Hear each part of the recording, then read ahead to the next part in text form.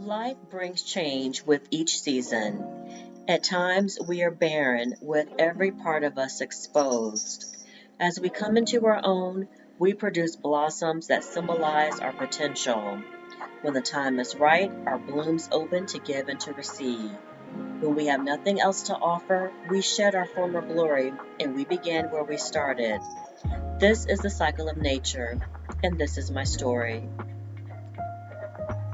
Hi, my name is Cherie Glover, bringing you another video. If you're new to my channel, I've been on a manifestation and meditation journey. Meditation is a relatively new practice to me, and I found it very beneficial to help me ground and center at the start of the day.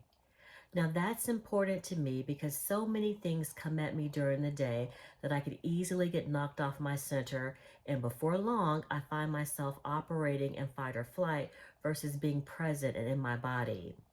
As I've mentioned previously, our energy creates our reality. So why not start the day powerfully, vibrating from the highest of frequencies?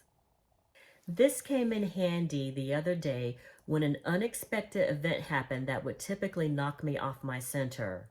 Now, when I say knock me off my center, I mean fear, anger, anxiety, panic, the whole ball of mess that I can turn into when something unexpected happens during my day. So let me jump into my story. The other day, I needed to get a few items from the store, so I ordered an Uber to run me a mile or so up the road. Just as the Uber pulled up and I opened my front door, the feral cat that I've been feeding for the last few months ran inside my house. Now, I didn't want to leave the cat in my house unattended, so I quickly grabbed him from down the hall and placed him outside. I jumped in the Uber and we were on our way. When I arrived at the store, I grabbed a shopping cart, a sales flyer, and to make my way through the store. I had pretty much grabbed all the items that I needed and then decided I wanted to check my grocery list to make certain I wasn't going to leave anything important behind. It was at that moment I realized I don't have my phone. Yikes. Now, this is normally where I crumple into a panic and ask myself, did I leave the phone in the Uber? If I did, can I get it back? If I can't, do I have to buy a new phone? Now, of course, I asked myself all of those questions. But what was different this time was that I didn't panic and I wasn't overcome by anxiety. I didn't beat up on myself and I didn't abandon my shopping trip. I made a conscious effort to check in with myself. I know myself to be a creature of habit, and one of my habits is not to misplace things. I knew I'd had the phone in my hand as I walked out the door because I wanted to confirm I was getting in the correct Uber and I wanted to ask the driver his name. I knew I had been distracted by the cat running in my house, so I was pretty confident that I'd probably set the phone down in my effort to get the cat outdoors. Now, the next dilemma for me to solve was, how do I get back home? So without a phone, there was no way to call an Uber. Now, as I mentioned, I only live about a mile or so from the store, so I was pretty confident that I could make my way back home with my groceries. From there, I had to determine what items I could purchase on this trip or what I would have to save until next time, because the reality was I could only carry so many items back home on my trek. Sadly, that 8-pound bag of oranges that I wanted had to be left behind because it was just too much to carry. The checkout girl was great. She put all of my items in 2 bags, which made it really easy for me to manage them on the way home. As I walked home, I took in the sunshine, the fresh air, and just made the best of my experience outdoors. As I made my way back home, sure enough, I found the phone sitting on the arm of the couch where I had hastily put it in my effort to get the cat back outside. I was so proud of myself and how I handled that situation. In that moment, I knew myself to be someone who could deal with the unexpected challenges of life, hold it together, and continue on my path. And that was definitely a victory over the past. Learning how to ground at the start of my meditation practice, as I had been doing each day, helped me to be present and fully in my body versus in my head and playing out the worst case scenario I could imagine. When I am grounded, I interact with my circumstances being fully present and responding from my higher self. Now, grounding can be a little bit of a mysterious practice if you're not familiar with it. So, I will share with you what I do to ground for the first 5 to 10 minutes of my meditation practice. As you all know, I have a self love altar. After I light my candles, I burn my incense, place my meditation shawl over my head, and ring my chime to signal the start of my meditation. I ask Alexa to play the Om chant. As the Om chant fills the air, I allow it to draw me inwards to myself. It allows me to be fully present in my body. I sit there for 5 to 10 minutes, completing a visualization I learned about 5 years ago in a workshop.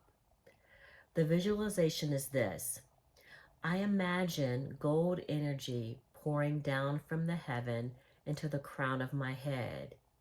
It fills my head. It fills my throat. It fills my chest. Then that gold energy runs down the length of my arms to my fingertips. It continues to fill my entire body, my trunk, each of my legs. My entire body is filled with this gold energy. Then I imagine that gold energy rooting me down to the earth all the way to the center. I am now grounded from the heavens above to the earth below. I sit there in gratitude, appreciating my body, my health, my home, and anything else I'm grateful for. After about 10 minutes, I check in with my inner child, with my mind, my emotions, and all the various parts of my being ready to receive the communication it has for me. Now, this is my practice, and it's up to you to explore a practice that works for you. I love using the Om chant because the frequency is great at grounding me and connecting me to myself. I also read that the Om chant has the following benefits. Number one, reduce stress. It helps reduce the stress hormone in your body, making you feel calm and relaxed.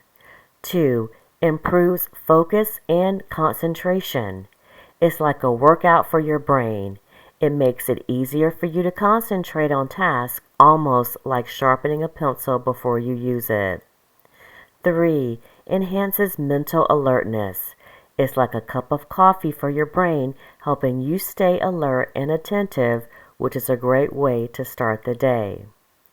4. Boosts memory. It's like a memory training for the brain, helping you remember things better. I use the Om chant, and you can use whatever music that allows you to connect to yourself. There are a lot of options on YouTube, Spotify, or wherever you download your music. Grounding is a self-soothing skill you can use when you are having a bad day, experiencing a lot of stress, overwhelming feelings, or intense anxiety. Grounding has a way of keeping you present and reorienting you to the here and now. It has been instrumental in me operating in my power, and remember, you can adopt whatever practice works for you. Here's another option for you to explore. 1. Place your feet flat on the ground or sit cross-legged on the floor.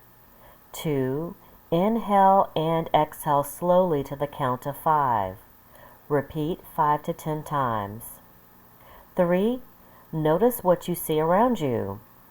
Say out loud 5 things you see, 4 things you hear, 3 things you feel, and 2 things you smell. I hope this technique helps you deal with the challenges of life in a healthy way and shifts you from surviving to thriving in a matter of minutes. If you like this video, give me a thumbs up and let me know what part of the world you are in. Your comments are welcome. Until next time, keep grounding.